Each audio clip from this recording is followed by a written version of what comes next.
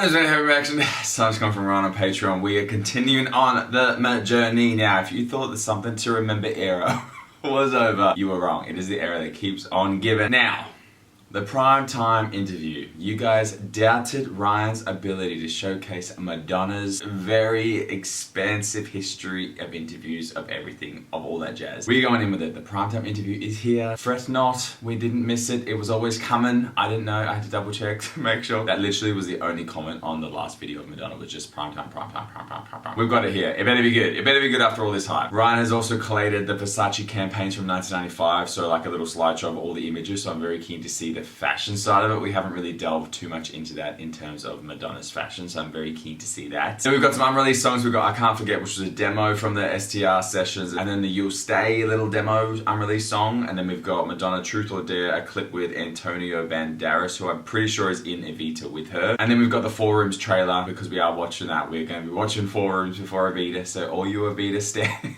We're edging you closer to Evita. We're getting there. Again, we've got to have the whole experience. We are going through Madonna as we go through. Obviously, she's done a lot of films, which I found out last time, but we're not going to go with every single one of them. Ryan vibes Four Rooms, and it's Ryan's journey, so we are going to go in with Four Rooms, which I am very keen for. I like watching movies regardless, and I'm very keen to see Madonna in a new light as well. And then we'll wrap it up with the Evita trailer. All of this will be uncut on Patreon as always. If you want to see Four Rooms, that will probably only be on Patreon. I don't know how or if I will edit it for YouTube, so if you do want to watch it with me, you can do that when it hits on the Patreon channel. All that jazz, all my socials are down below. Other than that, you know we're sipping. Let's kick it off. Let's go in with this bloody prime time interview, 1985. Let's go. Notorious biological clock. Oh, she's so different again. Well, what time is it then? It's time. And later, prime time. Always about the damn baby. It's so easy to imagine the Madonna who strikes the pose. The Madonna who creates the music, also a 37-year-old woman who goes home at the end of the day. I can't believe her age. I know I say it. Starring role in the film Evita. Oh. My song had dropped to #3 and Whitney Houston's had gone to #1. and I walked in and she was humming Whitney Houston's song, and I was devastated. This is what I'm dreaming about. Madonna's already recording the Spanish version of the hit single. I love that she's bilingual. Hey, that feels like a lifetime ago. That literally still gives me chills. Or blast. Well, I'm a visual artist. And you keep reinventing yourself. Is that a fair way to put it? No, I think that's a really boring way to put it. The eye roll. I get so exasperated when I hear that I'm reinventing myself. Well, you're not just getting a dye job. These are completely different looks. Any girl that reads Vogue magazine, I mean, you know, you change with the times. New clothes come out, you get interested in different fashion. So true, we always say that about reinvention. People connect that with some sort of negative connotation, conscious manipulation of people, which it absolutely is not. I can't tell you how far from the truth that is. Calculating is the word they use. You know, I'm calculating, I'm controlling, I'm ambitious. It's not a bad thing to want to control things. It's not a bad thing. We are all manipulative in our everyday life with people. You're manipulating me right now in this interview. And Well, I'm that's doing the all right. best I can. Exactly. When you look at any great actor who completely reinvents themselves, when he does it, it's looked at as art. When I do it, it's looked at as evil and manipulative. And so is that hard? Well, yeah, I mean, it's not pleasant. I'm sure you get it at least a little bit. I mean, everyone's jealous of anyone that's doing well. I mean, what you get is a rainstorm of stuff. If Princess Diana can take it, I can. Madonna has this sense of where the culture is. She has, in the past, certainly pushed the envelope just that little bit further, kind of every step. Right. Sometimes it's been intentional and sometimes it hasn't. When I was doing my Justify My Love video, I never set out to push the envelope, piss people off, annoy people. It's almost like they give her more credit than she went in with it. And people were, you know, reacting such an outrage. That's when it sort of pushed my buttons and made me want to sort of push things further, because I thought that is such hypocrisy. I think that you actually had dug some new ground. And when you were moving toward putting out the book Sex, there was a lot of interest. Yes, well... Right? I mean, they're interested in the subject to begin with, and they're interested that you're going to explore it. No, I'm sure they were all saying, okay, now what is she going to come up with? You know, and will we tie her to the whipping post? So how did that affect your career? How did that affect you? Suddenly I was pigeonholed or labeled as this woman, this raving nymphomaniac who's obsessed with sex and shocking people. I needed to sort of go away in a certain sense and kind of rethink how I was going to continue as an artist. Madonna sings, you bet. Puts on a show that'll knock your socks off. Cook some mean spaghetti. Some hell-delicious spaghetti. Acting, I don't know. They're so brutal. They haven't seen me in very many good movies. I don't disagree with them. But there's a difference between being in bad movies and being a bad actress. I don't think I'm a bad actress. I think I've been in a lot of bad movies. It certainly puts pressure on your next adventure. Yeah, it does. This Evita is so hyped up. The good thing about Evita is that it is a musical, so people will be Okay. more accepting of me in that role. Eva Peron, describe her. I mean, psychoanalyzed. Yeah, what kind of woman is she? Desperate, misunderstood, generous. She had a drive about her. Yes, She was a little hurt by life. hugely hurt. Yeah. Any of this sound familiar at all to you? Yes, of course. You know, it just struck me, you know, when I was describing Eva Peron, and I said she was hurt by life, Yes, I watched how you reacted to that. yes, Dr. Sawyer. Believe me, I've done extensive research about her, and No, actually, I'm thinking of you. okay, Why do you feel hurt by life? losing my mother at a very young age was a devastating experience, and I really did feel completely abandoned at that point in my life, and I'm sure I think we've ever seen it, Mum. that has influenced every decision that I've made. With a feeling, a hunger, a longing, a feeling of emptiness, being afraid to love things because they're going to leave you. And maybe that's why That's sad. I overreact to things, I'm oversensitive to things. Are both of your parents still alive? Yeah. Are you close to them? I am. Isn't it great to be able to call them up? And I don't know, I don't know if you call your mother all the time, but it's so, I call my mother all the time. yeah, I am constantly in these situations where I'm completely frustrated and absolutely no one can come to my rescue and make me feel better. And I always say, God, I wish I had a mother that I could call. I don't. What do you do with that? You're by yourself. Yes. Can you reach out to anybody? It's just like alone. Well, yeah, I mean, I have incredible friends. Is there any place at all where you can go to feel safe? Safe. This is such a good question. And I think I should just cancel my shrink appointment. I have a sister who's married. She's the closest thing. She has the I didn't know she personality had of my mother. a sister? And when I'm desperate, I run to her house because she has the warmth of a family and a real nurturing environment around her. And she's not connected to the business. Go to her house and lay on the couch and watch stupid movies with her son and you know, dinosaur movies. In a way, feel safe and away from everything. Is there one true love that stands out? Sean, Nobody comes close. no. See, even they talk about this stuff Why not? so publicly, it's I know. wild. I'm an incurable romantic. This does raise the question of meeting men. Uh-huh. It's not a problem meeting them. It's a problem meeting one of them is, you know, someone who's not an I mean, they think they walk in the apartment, there's going to be a whip collection on the wall. Yes, That's couple just of like- pages, That sort of lots thing. of burning candles. Yeah, they do. And if they can't, then that's their problem. Because I'm so much more than that. I'm not even that. When I meet people and I get to know them, they always say, God, you're so sweet. You're so vulnerable. My whole thing is, God, can't you see that? Can't you see that in everything that I do? I mean, I think it's obvious. Would you marry again? Yeah. I don't know how lucky she has been in Definitely. love overall. What if you don't meet the right guy? Well, then I'll adopt a baby. Or two.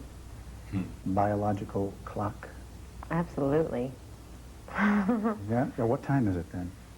It's time. Yeah, but now I have to do this movie. The movie, I'm going to put a couple of ads in the New York Times, Village Voice. Who knows who's going to apply for the fatherhood gig. Yeah. Not as hot or as commercially successful as it is now, and it happens to everybody. Has happened to me. Does that cause you to want to back off, to bail out? No. It's actually insane. Like, artists do not speak like this anymore. Or I guess interviewers don't ask these questions either. If you're thinking of applying for that fatherhood gig, Primetime will not be screening the applicants. Write Madonna directly.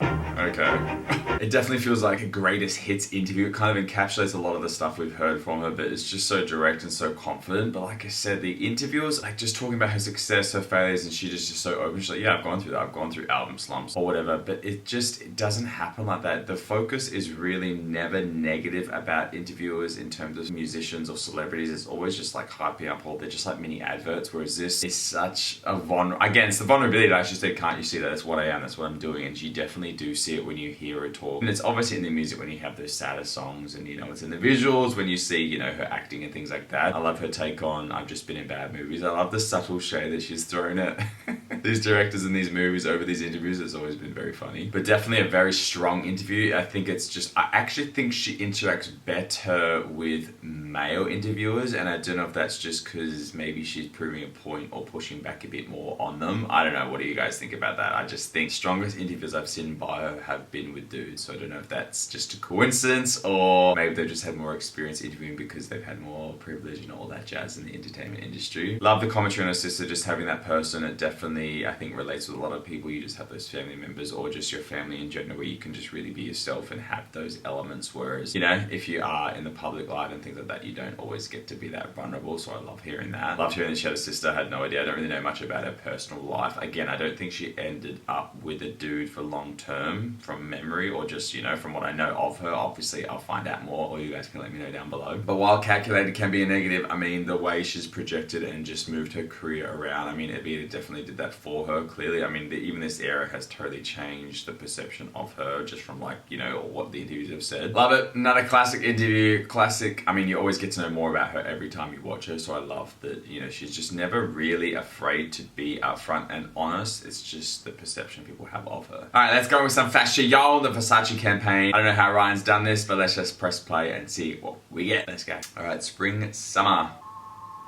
Ooh, okay. Ooh, love that one. Why is that thing not going off? It was like... Ooh, okay. I don't know if I can't get rid of this thing. Yeah, it was very Donatella. Oh, the bloody, like, hip thing. Oh, that's stunning. Very pretty. Oh, with the kid. That's cute. She looks stunning. I love her hair like this. Yeah, wow. Whoa, Dua Lipa's album cover of Future Nostalgia. Fall Winter, keen for this. Yeah, see the hair changes her so much. So much more mature, this kind of like orangey yellow. Or blonde. I mean, just insane that you become the face of this major label. Willy Wonka vibes. Definitely prefer the spring, summer one. I guess that, yeah, this one's not as fashion forward, I suppose. Oh, that's cool. Yeah, still nice. It's insane how different she looks in them, but yeah, prefer the first little campaign. More that like paparazzi vibe. But yeah, crazy how more mature she looks with her hair in these vibes. Oh, here we go. So much controversy around, oh, this is her about my career. This past decade that very little attention ever gets paid to my music. The songs are all but forgotten. While I have no regrets regarding the choice I've made artistically, I've learned to appreciate the idea of doing things in a simpler way. So without a lot of fanfare, without any distractions, I present to you this collection of ballads. Some are old, some are new. All of them are from my heart. Cute. Love that. Very cool career. I love just like the such honesty about the career and how she was slated, and then just saying, well, this is why I'm going to do it. It's not that I'm not that person anymore. It's just I've understood that I need to be simpler and I guess streamline it for the narrow-minded public so they can actually see my talent and not get distracted. Because clearly, while they keep saying it's so bad, it's funny how that's all they can focus on, because clearly that's all they really want to care about, or that's what they know is going to get the clicks and the headlines. So very interesting commentary. Again, the hypocrisy like she speaks about. Yeah, very cool. I love this era. It's a very pinnacle era, I think, in terms of just changing or seeing her in such a different light. Alright, let's go in with some demos. We've got I Can't Forget and You'll Stay. Let's go. I'll take you away from sadness, out of the darkness to your soul. Dance on my mind. Yeah, definitely demo vibe. Every breath, every step, I'm closer to you. Definitely, yeah, super lovely. Imagine if it's got that treatment just with like that orchestral vibe. I'm your skin. Let me feel heart. Let me take you there. Yeah, super cute lyrics. Every step I'm closer to you. I reckon this would have been sick if it got fully done.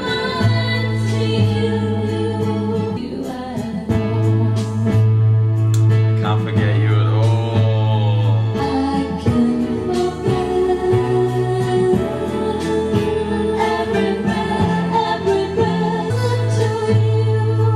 Yeah, this would have been sick. Such a good breakup and like sad.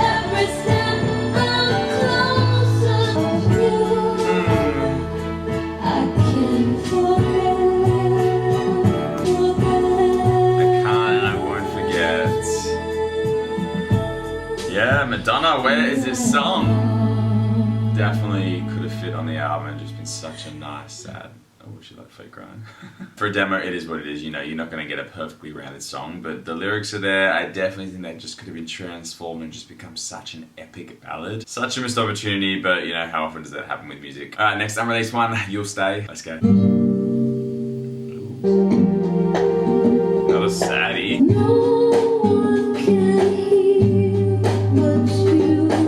I think I prefer the other one to this.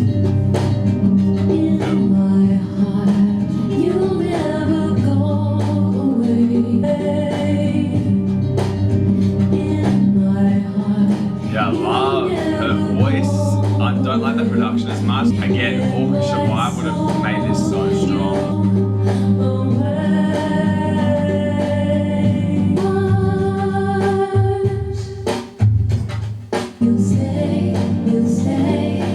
Yeah, I love her backup and echo there.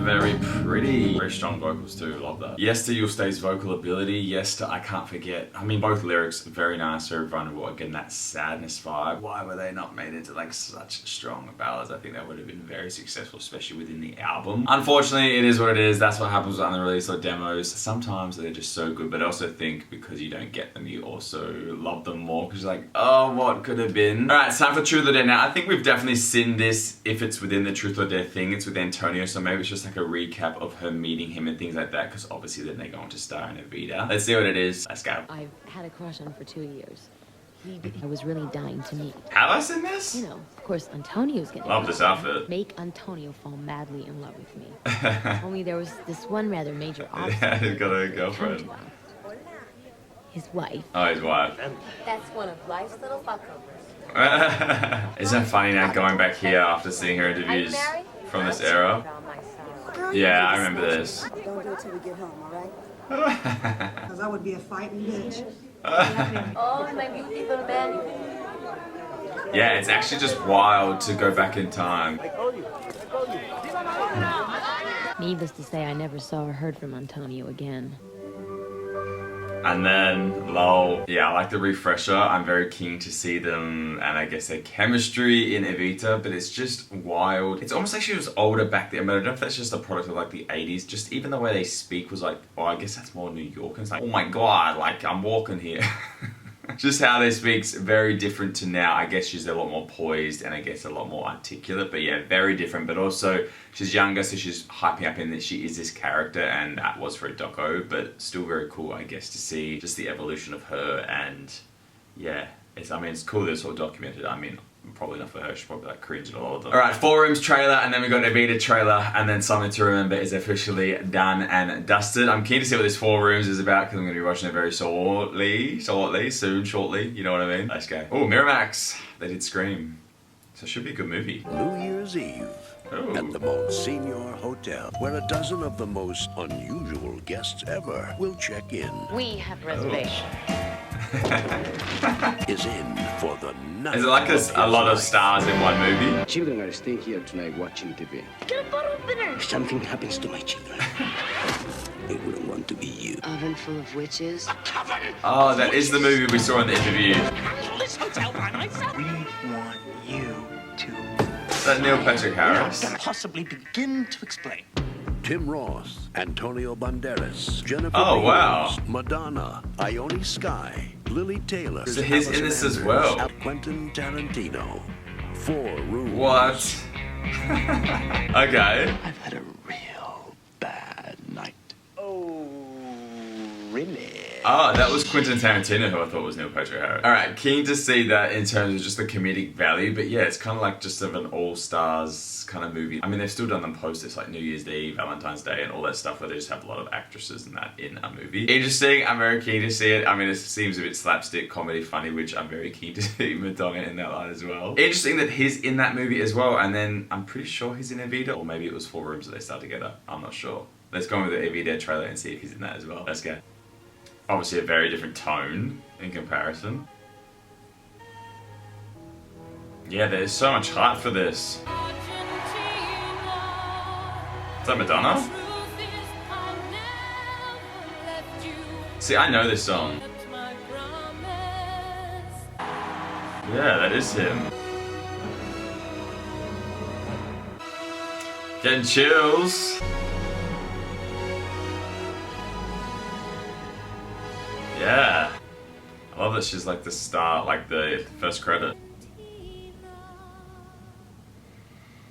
Damn, I'm excited for that. So funny, looking up Antonio, he actually divorced his wife in '96, which is a very interesting timing, obviously with Evita coming out around that time. He's also Puss in Boots, which I had no idea about. Wild. I mean, it makes sense, like, as to why, I guess, he became so huge, you know, after starring in this stuff with her as well. Yeah, wow, like, I didn't really realize how, or who he was, I suppose, and now that I do, I'm like, that's actually wild, I guess, his longevity as well in the business. He was also married to Melanie Griffith. Wow, wild, wild, wild history in terms of the 90s, and I love that when you don't know much about an artist or an actor or whatever, and then you're like, oh my god, you're in this, this, this, and this, and then you've been a part of this and that. It's, yeah, crazy. Very keen to watch 4 Rooms. I think it's just gonna be some fun. What's wild is that they're both in it, like they're in that in what, 95, and then Evita 96, such different roles, showing the diversity. I mean, obviously for him, he's an actor, you know, so he's doing that anyway, but I think for Madonna, very cool. And like she said, I'm not a bad actress, I've just been in bad movies. So I suppose if 4 Rooms isn't a critically acclaimed, there might have been some pushback with her going into Evita, but it seems that everyone's quite excited. Or I guess everyone's hyping her up, I guess, to 4, so maybe that's why it's even stronger, because it just had such a great reaction. And that is the era, something to remember, officially done. Thank you, Ryan, as always, for taking this journey. A bit of an interesting one as well. We had an interview, we had the campaign, some unreleased and some trailers, and I guess just a bit of tip. I mean, it made me want to go and research Antonio, so I loved that. I guess I got to know a bit more about him as well before going into Evita. What do you guys think? What do you think of the unreleased songs? I definitely think they should have made the album and just been transformed into such epic power ballads. I just think they would have stood this time, the stand of time, whatever that saying is. I just think they still would have been so hitting now, just with the lyrics and just how they would have sounded. Very, very keen for what's to come next. I know you are too. I know Evita is so highly anticipated. It's coming. All the uncuts, these will be on Patreon, links are down below. All the edited stuff is on YouTube if you want to go check them out. We've done a lot of Madonna up until this point. You can go do that. Thank you as always, Ryan. You guys like me, like, subscribe. All my links are down below. You know what to do by now. Other than that, who's didn't get.